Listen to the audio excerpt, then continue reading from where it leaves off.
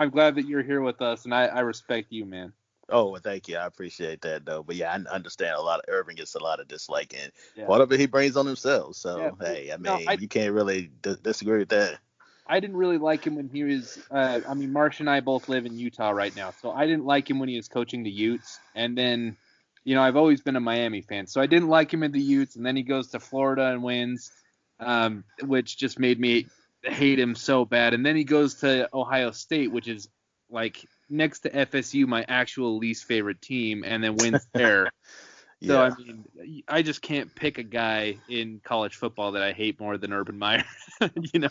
He's just he just goes to every school that I can't stand and turns them successful. So, Oh, so all he's missing is Notre Dame now. So yeah. hey, I mean, I still don't think he's done coaching. I think he's going to coach one more spot. It just depends on where that is. With my luck, he's going to turn up at Virginia Tech and turn him into a dynasty. Well, I'm a Cowboys fan, so I wanted him to come to Dallas, but that obviously didn't happen. And I'm also the rare Miami fan that doesn't hate Notre Dame either. So, and honestly, like, I hate FSU and I hate the Gators, but Florida, I don't know. I respect them a lot more than the Seminoles, honestly. So, yeah, see, that's where we agree. I can't stand Florida State, so yeah, we got that in common. and honestly, like Dan Mullen, he was the quarterbacks coach for Urban Meyer here at Utah with Alex Smith and everything. Yeah. And you guys have Brian Johnson as, I think he's either your QB coach or offensive coordinator. QB coach, yeah. He's a really good guy. He played here at the Utes. But Antwan, thank you so very much for coming on, brother. We'll have to have you on again, man. All right, then. Thank y'all for having me, man. Y'all take care. Antwan, thanks, man, and wish you luck this football season with your team. So cool. Well, that was good stuff, man. I feel bad. Maybe I gave him too hard of a time. No, hey, that was hilarious, man. That was funny. You got the jokes today. Yeah.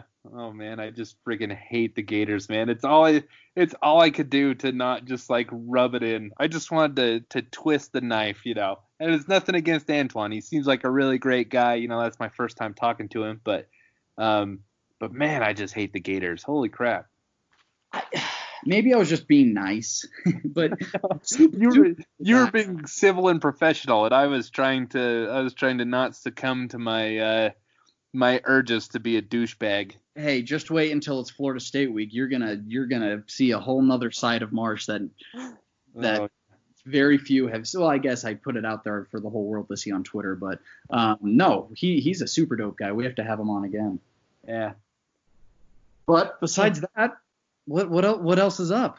Oh man, I don't know. I'm just consumed by hatred right now. But no, Antwan's a great guy, and I'm really grateful for him to come on the show, and I hope he enjoyed himself. So yeah, for sure. I like Urban, man. He was also in the same fraternity as me, so he's my brother.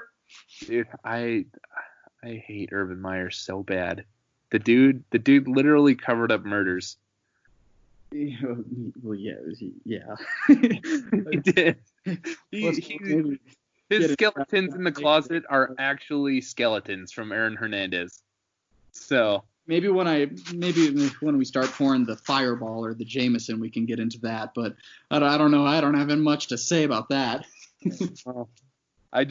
And that's so perfect to me that he's teaching an ethics class at Ohio State. One, I hate the Buckeyes so bad, and two, that's just so ironic. A guy that is rumored to have covered up murders and stuff is teaching an ethics class at the school that I think is the least classy organization in college football. So yeah, you're just filled with hate. Oh yeah, I am. This is there's a few topics you can get me going on, and one of them is Urban Meyer and the Florida Gators, man. I do hate the Gators. I hate them. They're ass. I do hate them. When I almost got in 3 fights last year at the tailgate. I mean, it was one freaking Bryant McKinney. We were walking to the stadium and I was mouthing off to some guy, and thankfully Bryant McKinney didn't save me. He just kind of walked past me on his way to the stadium, and I said, "Bryant!" And so I just ducked out of that one. Dude, I'd get into it, man. I shouldn't go to a Miami versus Florida game unless it's a home game. If it was neutral site or in Tallahassee or Trailer Hassee or whatever you call it, Dude, it would not be good. Yeah, I mean, you're talking about the Gators, but I don't think there's a person on this earth who hates. Oh yeah, Gainesville. I mean, my bad. No, you're good. But yeah. I don't think there's a person on earth who hates FSU more than I do. Like I loathe them. Like I hate them. You know? And I know that we're supposed to be filled with charity towards one another, but I hate them. Yeah. It's the same way with the Red Sox. Like I hate them. I sat in Fenway Park last year and I was just disgusted the entire time. Yeah. No, dude. I think sports hatred is good, you know? Yeah. Yeah, and it needs to be more. Like, we're too soft now. Like, there's no more trash talking. There's no more fights. Like, it's all fans. And, like, the players need to feel my intensity.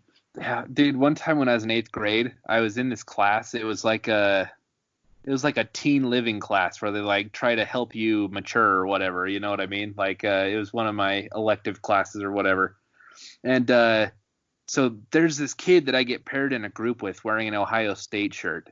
And I think that was one of the years that we played them. You know, when we had that home and home series with them back in like 2008, 2009-ish. And so dude, I was just lighting this kid up, like demeaning his character as a human because he's wearing this Ohio State shirt. I remember that game, and we were freaking. I think that was like 2010. Like that was last year of the Shannon era. We were supposed to be really good in second week. We actually had a chance to win that game when we went up to Columbus. Like Lamar Miller ran back a kick, Travis Benjamin ran back a punt, but I think Ja'Cory threw about 74 interceptions. Yep. But dude, by the end of this class, this kid is just like hurt. And he's like, why are you attacking me? Like, leave me alone, please. He's like, I don't even watch Ohio State that much. I just bought this shirt, you know? And then I felt bad after that. But, dude, I am very passionate about my hatred for the rivals of the Miami Hurricanes football team. Yeah, I mean, I don't hate Ohio State. I don't hate Notre Dame. A lot of people look at me and they're just like, what the hell went wrong with you? But I hate Florida State. I hate the Gators. I hate Vautech. Yeah, dude. I hate the UNC football team too. So, dude, Vautech does not get enough hatred from our fan base. Oh, they don't. They're living in the past, saying, "Oh, Catholics versus convicts." Like that was '88. Like Vautech is now. Yeah, dude. Vautech has been, besides FSU, has easily been our biggest rival in my time as a fan. Absolutely. Easily. No, because we always get embarrassed in Blacksburg. Every time we go into Blacksburg and we're supposed to win and we have a great year, they curb stomp us, dude. I'll never, ever, ever forget when in my hatred for Virginia Tech started. It was 2003. We came into Blacksburg ranked number 2, and I remember D'Angelo Hall running back like an interception for a touchdown, and we were in those stupid, ugly orange pants that I hate to this day. I always hate when Miami goes white jersey and orange pants. I hate it just because of that game, because I always think we're going to lose. And I hate them. I hate Marcus Vick. But I want to go up there for a game. What about like the 2013 season where we, you know, it was a really rainy game and we were wearing those smoke jerseys and helmets and dude, you know, it was just the white helmet. They killed us. What? They killed us in that game. Yeah, dude. That was one of the games that, I mean, not for any reason. I can't even remember why, but it was so deflating to me. I just wanted to cry after that game. Well, I think it was because it was the week after we had gotten blown out by 1,000,000 by Jameis, famous Winston and the Knolls. Duke Johnson broke his ankle. Right. We go back to Sun Life Stadium. Dude, we were hot before we played FSU. We were hot, and we could have stayed hot if Duke stayed healthy, honestly. Yeah. Wasn't that the same year that in the UNC game, our dude that played like safety and running back, Dallas Crawford. Yeah, Dallas Crawford. Didn't he have like a punt block or something against UNC, and we barely pulled that game out? I think he had the game-winning touchdown. Yeah, that was the year that we were pretty highly ranked. That was like Al Golden's best year, wasn't it? Or was that the year he got fired? No, that was his best year. That was the year that we beat the Gators in week 2. I remember it was my my initiation party for my fraternity, and I don't remember most of that day. I'll be completely honest, but I because we beat the Gators, and then I went off to this party, and I was so hyped because I'm like, oh my God, we're back, we're good again.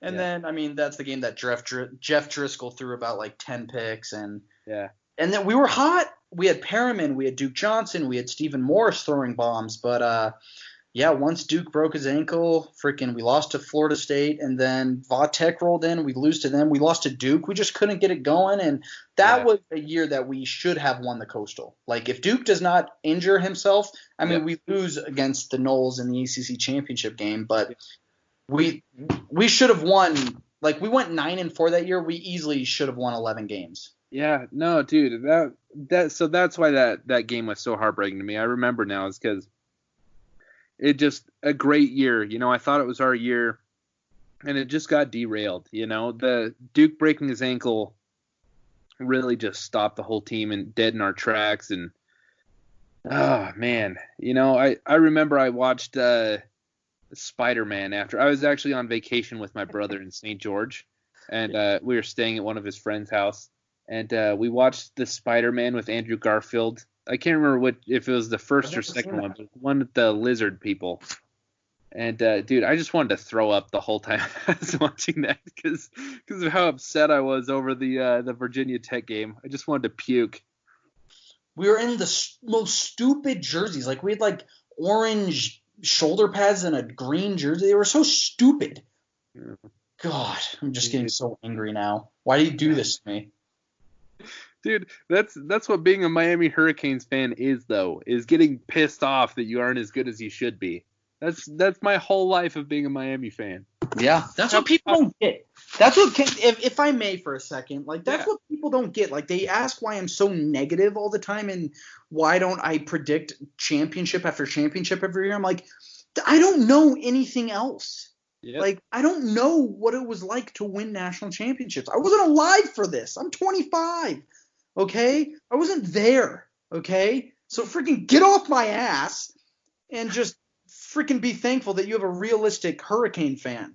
Dude, I have PTSD from primetime ESPN games. Ugh. If we're playing on ESPN in a night game, I think we're going by 40 every time. You know why? Because every single game that I've ever watched like that, besides two, and it's Virginia Tech and Notre Dame in 2017, every single one besides those two games, we get thumped by 40. Yeah. Like, I thought we were going to lose to Notre Dame by 30. Oh, yeah, dude. I thought we were going to lose to Virginia Tech, too. That's why both of those games, I was just like, what is going on? Like, we've never won in prime time before. I'll never forget it. We were up 14-10 against Virginia Tech, and I went into that game thinking we were going to lose, and Malik threw another pick, and Virginia Tech was driving. And I'm like, all right, well, here it goes again. And thank God for Jaquan Johnson and that defense, because they saved me from a bad situation that night. Speaking of which, speaking of the Miami Hurricanes defense, I have a hot take for you. Oh, boy. I meant to tweet it, but I'm going to tweet it. But I'm going to say it here, too. Our offense will be higher ranked than our defense this year. Ooh. And I'm thinking our offense will be in the 30s, and our defense will be in the 50s. Yeah. I agree with our offense being in the 30s. I disagree with our defense being in the 50s. It hasn't happened since Manny has been here for 4 years. Like, I think we're going to have a top 20 defense. We have 3 first-round draft picks playing defensive end. Let me tell you why. Because so the offense is, let me guess why. Because the offense is going to score so fast that the defense is going to be on the field so much. Well, that's a little bit of it. Okay, I'm not even going to say that this is going to be Blake Baker's fault. I don't think it's going to be his fault. So tempo's going to have something to do with it, like you said. But here's the thing, man. So I'm worried about our corners and our linebackers, man. I'm really worried about them. Oh. Because who's the sure thing at linebacker for us? Zach McLeod. And he was so good that he was kept off the field all year last year. Well, because he wanted to redshirt. Well, yeah, but we also created a new position to get him off the field. And I'm not a hater. I'm just speaking truth. Is we created a new position because we thought Zach McLeod is killing us. Was that the reason?